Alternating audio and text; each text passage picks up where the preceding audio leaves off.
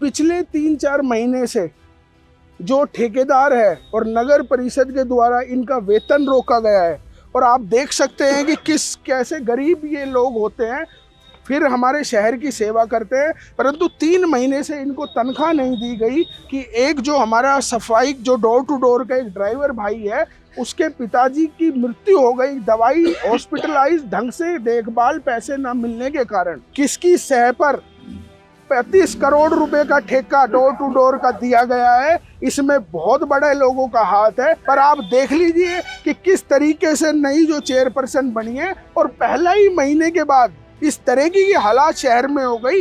आज शहर में सफाई व्यवस्था बिल्कुल फेल है। नगर परिषद ने तो इस शहर का बट्टा बैठाने का काम कर रखा है, और मैं आपके माध्यम से ये कहना चाहूँगा, रेवाड़ी की जनता को भी बताना चाहूँगा कि अब कहाँ है वो ट्रिपल इंजन की सरकार, वो कहाँ है विधायक जो गली गली घूमकर वादा कर रहे थे।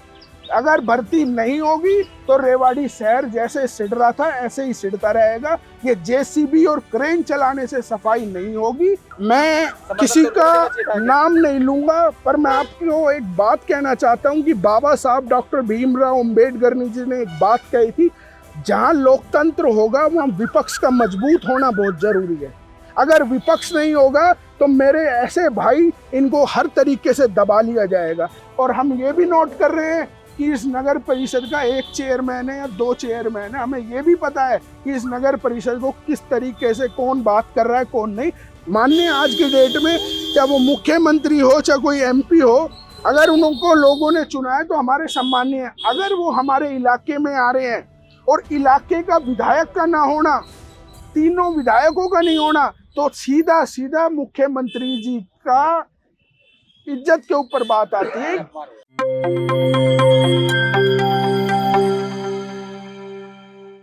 देखिए, आज हमारे जो सफाई कर्मचारी भाई हैं, जो हर शहर के एक योद्धा होते हैं, जो हमारे को स्वच्छ शहर बनाने का जो काम करते हैं, आज उन भाइयों के बीच में आया हूं। और क्यों आया हूं कि पिछले 3-4 महीने से जो ठेकेदार है और नगर परिषद के द्वारा इनका वेतन रोका गया है, और आप देख सकते हैं कि कैसे गरीब ये लोग होते हैं, फिर हमारे शहर की सेवा करते हैं, परंतु 3 महीने से इनको तनख्वाह नहीं दी गई। और ये कहां से अपने बच्चों को, अपने माता पिताओं को क्या खिलाएं। आज क्या हालात इस रेवाड़ी शहर की कर दी गई है। और आप देखिए कि किस तरीके से हमारे शहर को साफ रखने का ये काम करते हैं।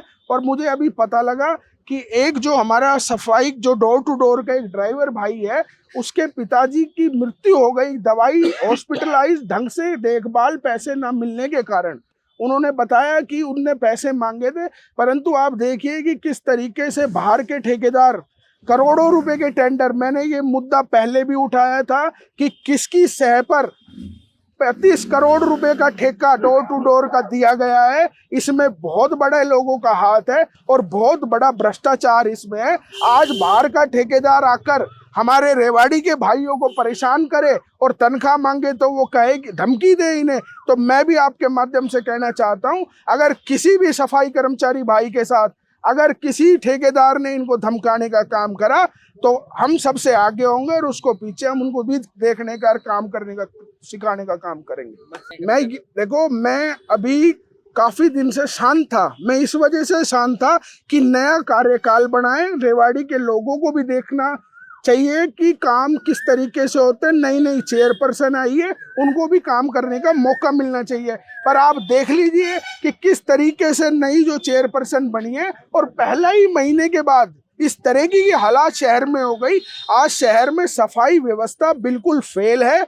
और जो ये ठेकेदार है डोर टू डोर का, इसने कोई नॉर्म्स पूरा नहीं कर रखा। इसके खिलाफ सबसे पहले लिखित में शिकायत मैंने दे रखी थी। ना तो इसने हर गाड़ी पर अटेंडेंट रख रखा था, और एक चीज और है, इन सफाई कर्मचारी भाइयों को और डोर टू डोर वाले जो हमारे ड्राइवर भाई है, अटेंडेंट है, इनको हटाने का, धमकाने का अगर इस तरीके से तानाशाही चली तो ये रेवाड़ी के लोग हैं और हम इनके साथ मिलके ये कतई बर्दाश्त नहीं करेंगे। नगर परिषद ने तो इस शहर का बट्टा बैठाने का काम कर रखा है। और मैं आपके माध्यम से ये कहना चाहूँगा, रेवाड़ी की जनता को भी बताना चाहूँगा कि अब कहाँ है वो ट्रिपल इंजन की सरकार, वो कहाँ है विधायक जो गली गली घूमकर वादा कर रहे थे, और कहाँ है वो मंत्री? मैं आपसे पूछना चाहता हूँ। ये सफाई कर्मचारी भाई नहीं, ये इस शहर के योद्धा हैं। आज जब इनके ऊपर आंच आई है तो क्यों नहीं बीजेपी के नेता आकर इनको तनख्वाह दुलाने का काम कर रहे? क्या, किस लिए? प्लीज जनता रही है जिम्मेदार। आज जो नगर परिषद का हेड चेयरपर्सन है वो है, जो इनके पीछे जो नेता एमएलए मंत्री एमपी हैं वो हैं। मैं वही बात आपके बीच में कहने आया हूं। आज वो कहाँ है? जब आज ये अपने अधिकार की लड़ाई लड़ने के लिए आ रहे हैं तो इनकी तनख्वाह कौन दुलाने आएगा? देखो, कुछ नहीं करना। इन्होंने सत्ता हथियाने का झूठ बोलकर, लोगों को डराकर, जिस तरीके से आपने इलेक्शन में देखा कि किस तरीके से इन्होंने लोगों को डराकर इस सत्ता को हत्याने का काम करा है, परंतु काम करने की नीयत इनकी बिल्कुल भी नहीं है। और जिस तरीके से ये भ्रष्टाचार का जो टेंडर दिया गया है 35-35 करोड़ का 5 साल का, ये तानाशाही है। और ठेकेदार इनको चैलेंज करता है इन कर्मचारियों को। तो मैं भी उनको कहना चाहता हूँ कि इन भाइयों को अकेला ना समझे, हम उनके साथ खड़े हैं और इनकी लड़ाई लड़ने का काम करेंगे। और मैं कह रहा हूं, अगर इनको तनख्वाह 2-3 दिन में नहीं दी गई तो सबसे पहले प्रवीण चौधरी इनके साथ सेक्रेटरीट के बाहर धरने पर बैठने का काम करेंगे और इनकी लड़ाई लड़ने का काम करूंगा। और इस ठेकेदार के खिलाफ चाहे विजिलेंस जांच करानी पड़े, उस जांच को कराने का काम करूंगा अगर इनका सोल्यूशन नहीं हुआ। वैसे तो ये कहते हैं कि सफाई योद्धा दिखाने के लिए, फोटो खिंचाने के लिए मान सम्मान करते हैं उनको, परंतु कल जिस तरीके से हमारी एक नगर परिषद कर्मचारी पक्की, क्या नाम था शशि भाई? कृष्णा जी, जब वो रिटायर हुई तो उनका कोई मान सम्मान के करने के लिए ना तो कोई अधिकारी आप सामने आया, ना नगर परिषद के कोई जो जनप्रतिनिधि है वो सामने आई। वैसे ही ये फोटो खिंचाने के लिए दिखाते हैं कि रेवाड़ी को, शहर को साफ कर रहे हैं। मैं आपके माध्यम से कहना चाहता हूं, हर वार्ड में ना तो पार्षद से पूछो, आप उस वार्ड में किसी भी वार्ड को चुन लो और वहां के लोगों से आप पूछो कि सफाई व्यवस्था का क्या हाल है। ये मुद्दा हमने पहले भी उठाया था कि सफाई कर्मचारी भाइयों की भर्ती करी जाए। अगर भर्ती नहीं होगी तो रेवाड़ी शहर जैसे सिड़ रहा था ऐसे ही सिड़ता रहेगा। ये जेसीबी और क्रेन चलाने से सफाई नहीं होगी, ये दिखावा है। तो हम उस लड़ाई को पहले भी लड़ते आए थे और अब भी लड़ेंगे। मैं किसी का नाम नहीं लूंगा, पर मैं आपको एक बात कहना चाहता हूं कि बाबा साहब डॉक्टर भीमराव अंबेडकर जी ने एक बात कही थी, जहां लोकतंत्र होगा वहां विपक्ष का मजबूत होना बहुत जरूरी है। अगर विपक्ष नहीं होगा तो मेरे ऐसे भाई, इनको हर तरीके से दबा लिया जाएगा। तो आज प्रवीण चौधरी एक मजबूत विपक्ष है और आगे इन्हीं की लड़ाई नहीं, शहर के हर एक व्यक्ति की लड़ाई लड़ने के लिए प्रवीण चौधरी खड़ा है। वो उनकी समझ है, पर मैं आपके माध्यम से कहना चाहूंगा हाथ जोड़ के, उन पार्षद भाइयों को भी आना चाहिए। अगर इनको सैलरी नहीं मिलेगी तो ये आपके वार्ड में कैसे सफाई कराना है? आप कम से कम जो सच्चाई है उसको तो बोलो, मत डरो सत्ता से। अगर कोई सत्ताधारी कोई गलत काम करता है तो उसका विरोध करो। और मैं इसीलिए अभी ज़्यादा नगर परिषद की जो चेयरपर्सन है उनके बारे में कोई टिप्पणी इसलिए नहीं करना चाहता, अभी उनको बने 1.5 महीना हुआ है, अभी हम काम देख रहे हैं और नज़र है कि कौन ठेकेदार नगर परिषद में नया आएगा, किस तरीके से आएगा। और हम ये भी नोट कर रहे हैं कि इस नगर परिषद का 1 चेयरमैन है या 2 चेयरमैन है, हमें ये भी पता है कि इस नगर परिषद को किस तरीके से कौन बात कर रहा है कौन नहीं, पर अभी वो कहना उचित नहीं है। परंतु हम बिल्कुल बर्दाश्त नहीं करेंगे, हर एक रेवाड़ी के उस लोगों के साथ खड़े हैं जिनके साथ अत्याचार होगा। अब कहाँ है रेलवे स्टेशन पर जो बुरा हाल हो रहा है? आज आप बताइए, व्यापारियों की सेल नहीं हो पा रही है, आज क्यों नहीं हो रहा? कहाँ गए वो नेता? आज सड़क क्यों नहीं बन पा रही? पूरा सर्कुलर रोड का बेड़ा गर्क कर रखा है, जो लाख रुपए रेंट दे रहे हैं, कौन करेगा उनकी सुनवाई? बताइए कौन करेगा? वोट मांगने आए थे तो कह रहे थे रेवाड़ी को लंदन बना देंगे, तो कहाँ है? आज दिखाई नहीं दे रहे।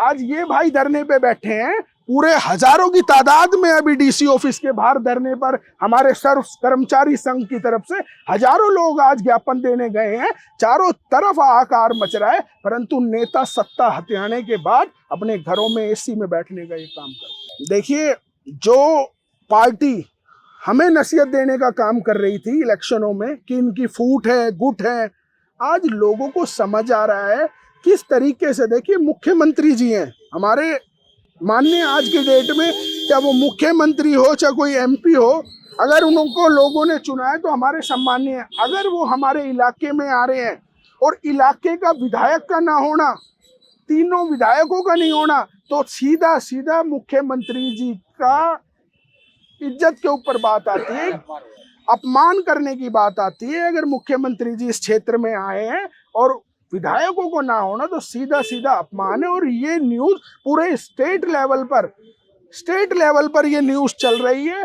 जिस तरीके से ये अपमान करा गया है तो ये कहीं ना कहीं रेवाड़ी का भी अपमान है कि आज रेवाड़ी के लोगों ने, बावल के लोगों ने जिनको चुनकर भेजा है, और जब वो परियोजना का 120-21 करोड़ रुपए की परियोजना का वो कर रहे हैं और वहां के विधायक मौजूद नहीं है, तो देखो मैं तो इसको बड़ी इस चीज की, मैं यही कह रहा हूँ, एक विधायक मुख्यमंत्री आना तो एक ये रहता है कि एक चाव रहता है कि हमारे विधानसभा में मुख्यमंत्री जी आ रहे हैं और हम मुख्यमंत्री जी के बीच अपने इलाके की लड़ाई लड़ेंगे और उनसे और मांगेंगे। परंतु ऐसा दुर्भाग्य देखिए बावल के लोगों का कि आज मुख्यमंत्री जी आए और वहां के विधायक वहां से नदारद रहे, परंतु जब इलेक्शन थे तो वो गली गली में घूमने का काम कर रहे थे। पर जब बावल के लोगों की लड़ाई लड़ने का बात आई, जब मुख्यमंत्री जी का आना हुआ, तो वहां से नदारद होकर मुख्यमंत्री जी का अपमान कर, धोखा, बिल्कुल धोखा हुआ है।